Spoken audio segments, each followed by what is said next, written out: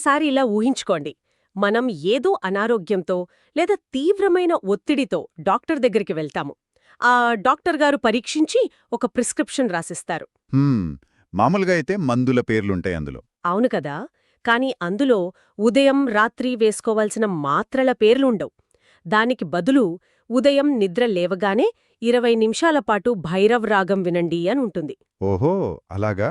అదే కదా. రాత్రి పడుకునే ముందు అరగంట పాటు దర్బారీ రాగం వినండి అని రాసుంటుందనుకోండి.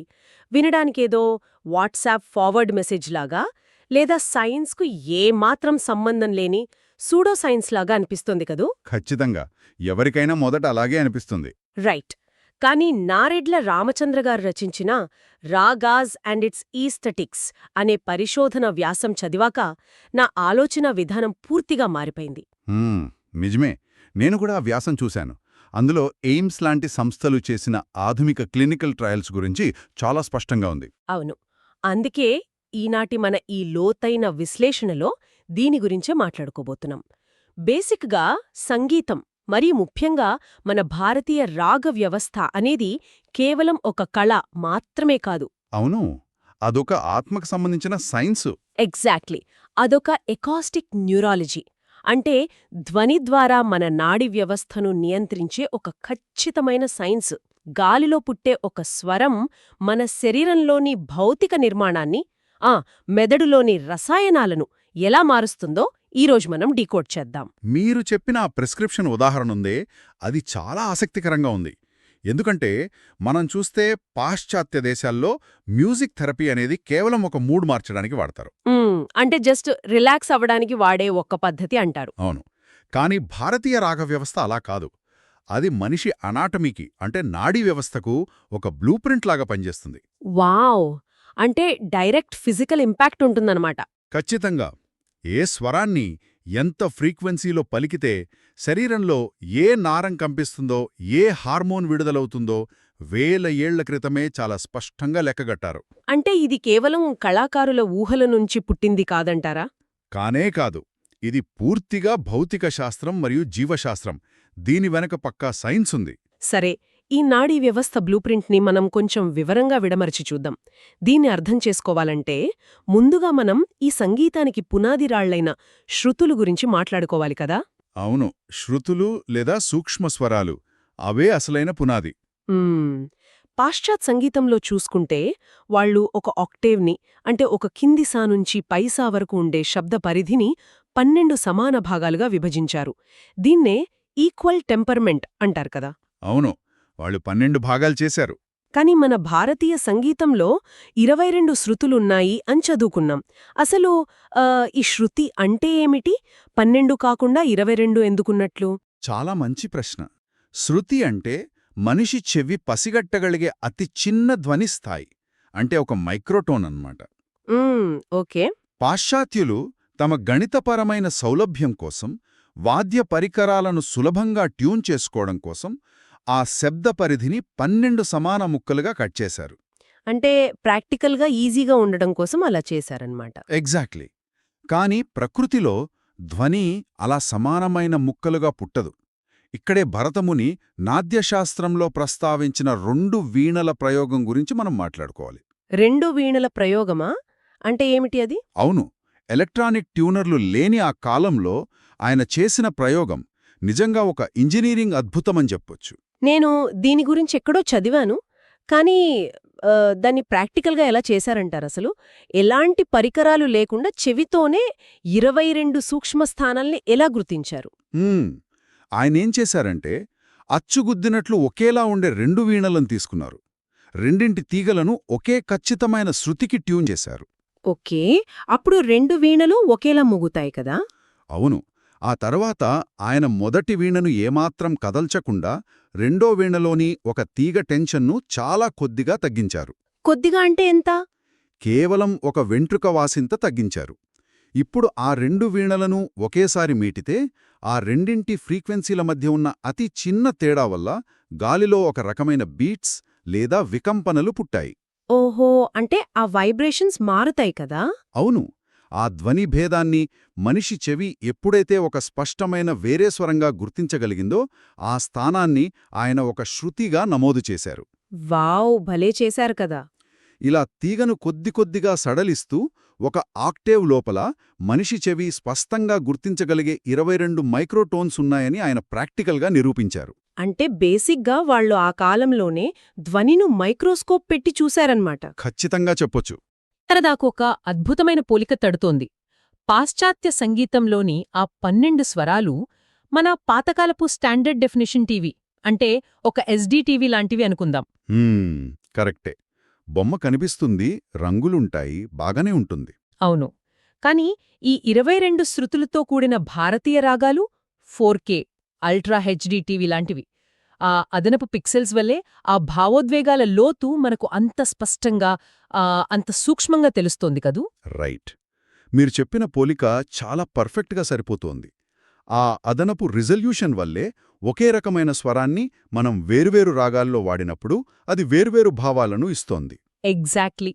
ఒక సాధారణమైన బాధకి, విరహంతో కూడిన తీపి బాధకి ఉన్న ఆ చిన్న డిఫరెన్స్ని ఈ 4K పిక్సెల్స్ లాంటి 22 శృతులు పట్టుకుంటాయి. అవును. ఇంకో ఆశ్చర్యపరిచే విషయమేమిటంటే ఈ 22 స్థానాలను ఏదో మనుషులు కావాలనే తమ ఇష్టప్రకారం సృష్టించలేదు. మరి ఎలా వచ్చాయంటారు? ఇవి ప్రకృతిలో సహజంగా ఉండే హార్మోనిక్ సిరీస్ నుండి పుట్టినవి. ఒక తీగను మీటినప్పుడు అది కేవలం ఒకే ఫ్రీక్వెన్సీలో కాకుండా దాని నిష్పత్తులలో కూడా కంపిస్తుంది. అంటే మ్యాథమెటికల్ రేషియోస్ లాగా అంటారా? అవును. ఒక తీగను ఖచ్చితంగా సగానికి నొక్కితే పై స్థాయి సా వస్తుంది. 3 వంతుల్లో 2 వంతుల దగ్గర నొక్కితే పా వస్తుంది. ఓహో, ఇదంతా ఒక క్యాల్కులేషన్లా ఉందే. ఈ నిష్పత్తులన్నీ కూడా ప్రకృతిలోని ఫైబొనాచీ సిరీస్కు, అంటే నత్తగుళ్ల ఆకారం దగ్గర నుంచి గెలాక్సీల ఆకారం వరకు ఎక్కడ చూసినా కనిపించే ఆ గోల్డెన్ రేషియోకు ఖచ్చితంగా సరిపోల్తాయి. వావ్! అసలు వింటుంటే గూస్బంప్స్ వస్తున్నాయి. అంటే మనం యూనివర్స్కున్న అదే మ్యాథమెటిక్స్ని సౌండ్ రూపంలో వాడుతున్నామన్నమాట. అవును. మన రాగ వ్యవస్థ అంతా ఆ ఫైబొనాచీ సిరీస్కు దగ్గరగా ఉద్భవించిన సహజ శబ్దాలే. సరే, ఇప్పుడు ఈ సూక్ష్మమైన 22 శృతుల నుండే మనకు తెలిసిన 12 స్వరాలు పుడతాయి కదా. అంటే 7 శుద్ధ స్వరాలు, ఆ 5 వికృత స్వరాలు. అవును, కరెక్ట్గా చెప్పారు. అయితే ఈ స్వరాలు కేవలం గాలిలో శబ్దతరంగాలుగా ఆగిపోకుండా మన శరీరంలోని అనాటమీతో ఎలా ముడిపడి ఉన్నాయో ఇప్పుడు చూద్దాం. మన నాడీ వ్యవస్థలో, ముఖ్యంగా మనం మాట్లాడుకునే శరీర చక్రాలలో ఈ స్వరాలు ఎలా ప్రతిధ్వనిస్తాయి? మన ప్రాచీన గ్రంథాలు ప్రతి స్వరాన్ని వెన్నెముక వెంబడి ఉండే ఒక్కో శరీర చక్రంతో అనుసంధానించాయి. ఇది కేవలం ఏదో ప్రతీకాత్మకంగా చెప్పింది కాదు సుమా. అంటే నిజంగానే ఫిజికల్ ఇంపాక్ట్ ఉంటుందంటారా? ఖచ్చితంగా. ధ్వని అనేది ఒక ఎనర్జీ.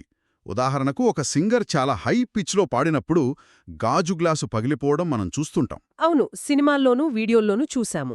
దానికి కారణం రెజొనెన్స్. ఆ గాజు గ్లాసు యొక్క సహజ ప్రకంపన స్థాయికి ఆ సింగర్ గొంతు ఫ్రీక్వెన్సీ మ్యాచ్ అయినప్పుడు ఆ గ్లాసు పగిలిపోతుంది. మన శరీరం కూడా అలాంటిదే అంటారా? అవును. మన శరీరం కూడా అలాంటి అనేక అరలు, నరాల సముదాయాలున్న ఒక శబ్దపేటిక లాంటిదే.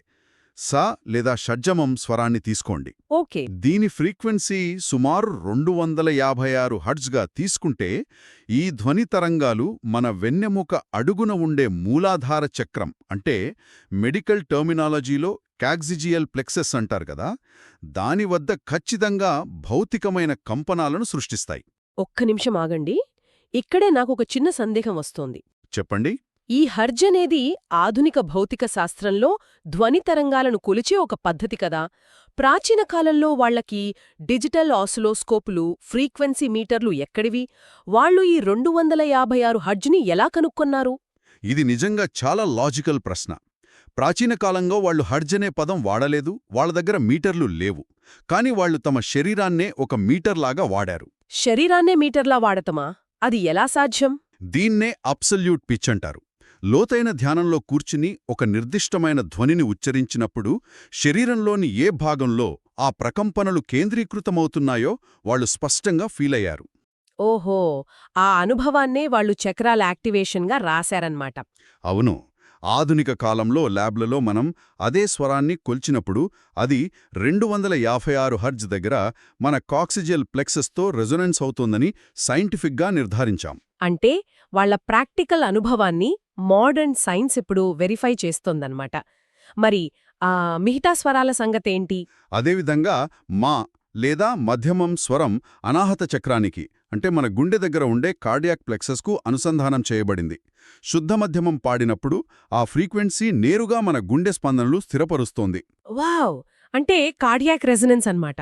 అవును. ఇక నీ అంటే నిషాదం స్వరాన్ని తీసుకుంటే అది మన తల పైభాగంలో ఉండే సహస్రార చక్రానికి అనుసంధానమై ఉంది.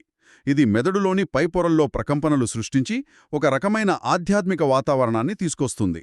వినడానికి ఇదంతా చాలా పర్ఫెక్ట్గా ఉంది. కానీ ఇక్కడే అసలు ఆసక్తికరమైన విషయం దాగి ఉంది అనుకుంటా. ఎవరైనా విమర్శకులు ఇదంతా విని ఒక పాయింట్ రేస్ చెయ్యొచ్చు. ఎలాంటి పాయింట్? అంటే చూడండి, మనం చిన్నప్పటినుండి ఈ స్వరాలు వింటూ పెరిగాము. మన కల్చర్లో పలానా రాగం పాడితే బాధ, పలానా రాగం పాడితే భక్తి అని మన బ్రెయిన్కి ట్రైనింగ్ ఇచ్చారని అనొచ్చు. రైట్. కల్చరల్ కండిషనింగ్ అంటారు దీన్ని. అవును కదా. కాబట్టి ఆ రాగం వినగానే మనకు ఆ ఫీలింగ్ వస్తోంది. ఇది కేవలం కల్చరల్ కండిషనింగ్ మాత్రమే అని అడిగితే మనమేమంటాం? ఇది నిజంగా బయోలాజికల్ రియాక్షనా అని సైంటిఫిక్గా ఎలా ప్రూవ్ చేయగలం? ఇది ప్రతి పరిశోధకుడికి వచ్చే మొదటి సందేహమే. దీనిపై బెంగళూరులోని నిమ్హాన్స్, అలాగే ఢిల్లీలోని ఎయిమ్స్ లాంటి సంస్థలు చాలా లోతైన న్యూరోసైన్స్ అధ్యయనాలు చేశాయి. అవునా? వాళ్ళేమన్నా బ్రెయిన్ స్కాన్స్ లాంటివి చేశారా? అవును. వాళ్ళు ఎఫ్ఎంఆర్ఐ స్కాన్ల ద్వారా మెదడును రియల్ టైంలో అబ్జర్వ్ చేశారు. ఉదాహరణకు కోమల గాంధారం స్వరాన్ని తీసుకుందాం. పాశ్చాత్య సంగీతంలో దీన్ని మైనర్ థర్డ్ అంటారు. ఈ కోమల గాంధారం విన్నప్పుడు బ్రెయిన్లో ఏం జరిగింది?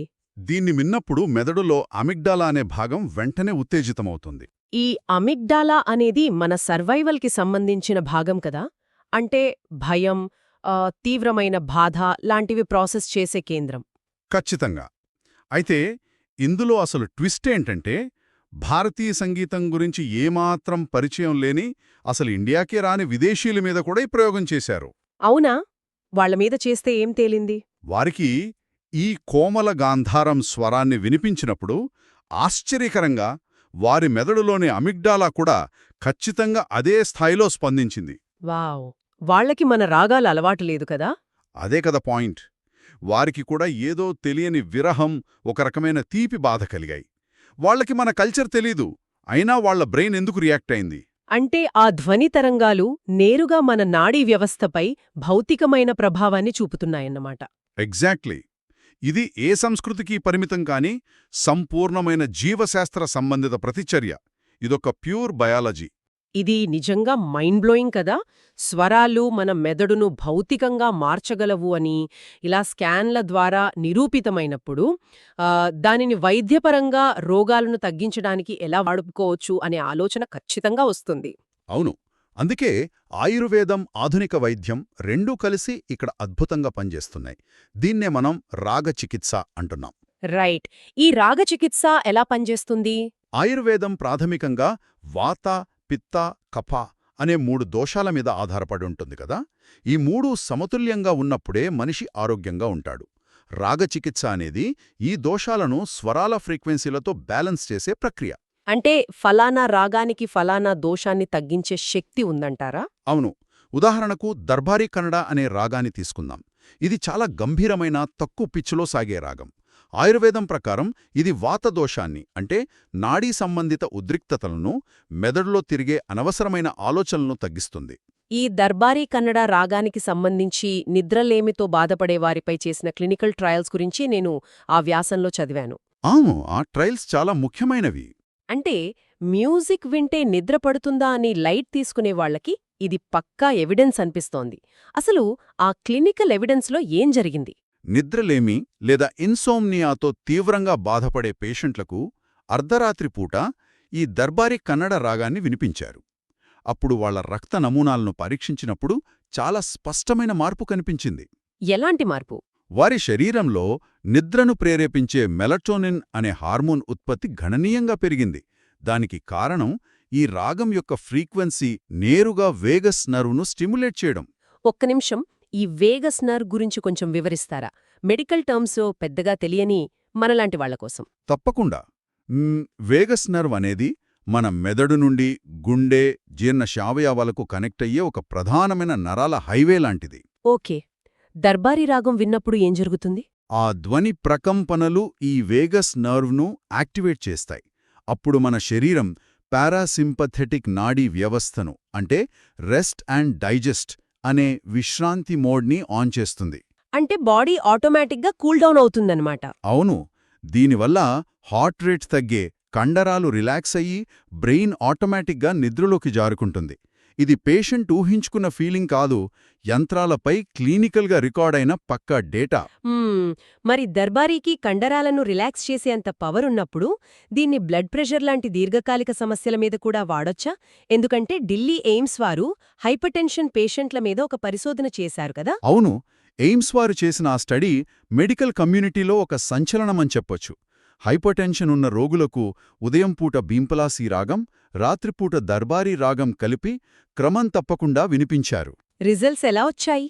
కొద్ది నెలల తర్వాత గమనిస్తే ఆ పేషెంట్ల రక్తపోటు గణనీయంగా తగ్గడమే కాకుండా వాళ్లు వాడుతున్న బీపీ మందుల డోసేజిని కూడా డాక్టర్లు తగ్గించాల్సి వచ్చింది. వావ్!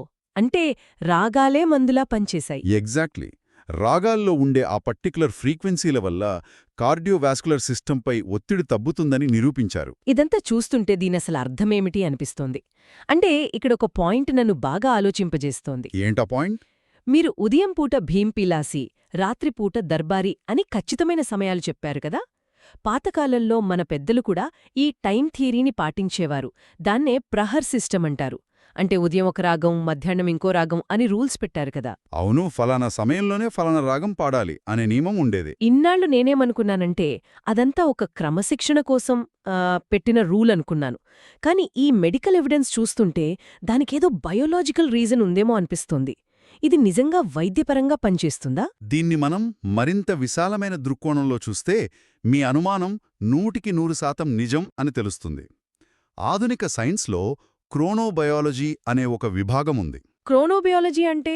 మన శరీరంలోని బయోలాజికల్ క్లాక్, హార్మోన్ల ఉత్పత్తి 24 గంటల సమయంలో ఎలా మారుతుందో అధ్యయనం చేసే శాస్త్రమది. ఓహో. ప్రాచీన భారతీయ సంగీతంలోని ఈ ప్రెహర్ సిస్టమ్ అక్షరాలా ఈ క్రోనోబయాలజీకి సరిపోతుంది. ఇదొక మాస్టర్ స్ట్రోక్ అని చెప్పొచ్చు. ఇది కొంచెం వివరంగా చెప్పండి. అంటే ఉదయం పూట పాడే రాగాలకు మన బాడీ హార్మోన్లకు డైరెక్ట్ లింక్ ఉందంటారా? అవును. ఉదాహరణకు తెల్లవారుజామున మన శరీరంలో కార్టిసాల్ అనే స్ట్రెస్ హార్మోన్ మెల్లగా పెరుగుతూ వస్తుంది. అది మన నిద్ర నుంచి మేల్కొనడానికి అవసరమైన ఒక న్యాచురల్ అలారం లాంటిది. రైట్. అప్పుడేంటి భైరవరాగం పాడతారా? అవును. ఆ సమయంలో పాడే భైరవ్ లాంటి రాగాలు మీరు గమనిస్తే వాటిలోని కోమల రిషబ్, కోమల దైవత స్వరాలు మన నాడీ వ్యవస్థను ఒక్కసారిగా షాక్ ఇచ్చి లేపకుండా ఒక ప్రశాంతమైన మేల్కొల్పునిస్తాయి. ఆ సమయంలో మన శరీరానికి కావాల్సింది అదే. వావ్! భలే సింకైంది. మరి రాత్రిపూట పాడే రాగాల సంగతేంటి? రాత్రి 10 దాటిన తర్వాత మన బయోలాజికల్ క్లాక్ ప్రకారం కార్టిసాల్ తగ్గిపోయి మెలటోనిన్ పెరిగే సమయమది. ఓకే. అప్పుడు మల్కోన్స్ లేదా దర్బారీ లాంటి రాగాలు పాడటం లేదా వినటం వల్ల ఆ రాగాలలోని ఫ్రీక్వెన్సీలు నేరుగా మెలటోనిన్ ఉత్పత్తికి సహాయపడతాయి. మానవ శరీర హార్మోన్ల సైకిల్తో ఆ రాగాలు ఖచ్చితంగా సరిపోలుతాయి. అంటే వాళ్ళు ఎటువంటి బ్లడ్ టెస్టులు లేకుండానే కేవలం అబ్జర్వేషన్తో ఈ క్రోనోబయాలజీని క్రాక్ చేశారన్నమాట. అవును. ఇది వేలేళ్ల నాటి మన వాళ్ల పరిజ్ఞానానికి సజీవ సాక్ష్యం. ఈ విషయాలన్నీ వింటుంటే నిజంగా మన దృక్కోణం పూర్తిగా మారిపోతుంది కదా. అవును. చాలామందికి ఈ సైన్స్ తెలీదు. ఇన్నాళ్లు మనం సంగీతాన్ని కేవలం వినోదం కోసమో ఫీల్ కోసమో అనుకున్నాం. కానీ ఈ మొత్తం విశ్లేషణను క్రోడీకరిస్తే మనకర్థమయ్యేది ఒక్కటే. భారతీయ రాగ వ్యవస్థ అనేది కేవలం వినోదం కోసం పుట్టిన కళారూపం మాత్రమే కాదు. ఖచ్చితంగా కాదు. అది మన చైతన్యాన్ని, శరీరాన్ని అర్థం చేసుకునే ఒక శాస్త్రీయ సాధనం. అవును. రోజువారీ జీవితంలో మనందరికీ ఇది ఎలా ఉపయోగపడుతుందో కూడా స్పష్టమైంది. రేపటి నుంచి ఉదయం ఏకాగ్రత కోసం భైరవ్ రాగం, ఆహా, అలాగే రాత్రి ప్రశాంతమైన నిద్ర కోసం దర్బారీ రాగం వినడం మొదలుపెడితే ఆ మార్పుని మనమే స్వయంగా చూడొచ్చు. అవును. దీనికి ఎలాంటి సైడ్ ఎఫెక్ట్స్ లేవు కాబట్టి ఎవరైనా సులభంగా ప్రాక్టీస్ చేయొచ్చు. భలే చెప్పారు.